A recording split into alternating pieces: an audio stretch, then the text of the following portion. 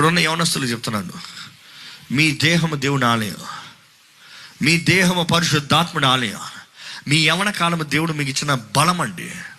Youth అంటారా speed, youth అంటారా power, youth అంటారా ఎనర్జీ, దేని వాడుతున్నారో చాలా ముఖ్యం. సొంతానికి వాడారా జీవితంలో ఏముండదండి.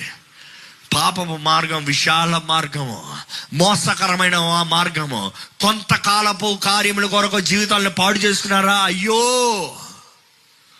దేవుని రాజ్యము నిమిత్తమై సిద్ధపడాల్సిన బాధ్యత మనది, పని చేయవలసిన బాధ్యత మనది, మన జీవితాన్ని పరిశుద్ధంగా కాపాడుకున్న బాధ్యత మనది. ఎలా ఉంది మన జీవితం? రక్షణ పొందానన్న వారు మీ జీవితంలో పరిశుద్ధాత్ముడు ఉన్నాడా? మీ దేహంలో పరిశుద్ధాత్ముడు నివసిస్తున్నాడా? పరిశుద్ధాత్ముడు నడిపింపు తగినట్టు నడుస్తున్నారా? రక్షణ పొందానని చెప్పుకుంటున్న మీరు మంచి ఫలాన్ని ఫలిస్తున్నారా? దేవుడు ఈరోజు అడుగుతున్నారండి, ఏది నీ ఫలం? ఏది?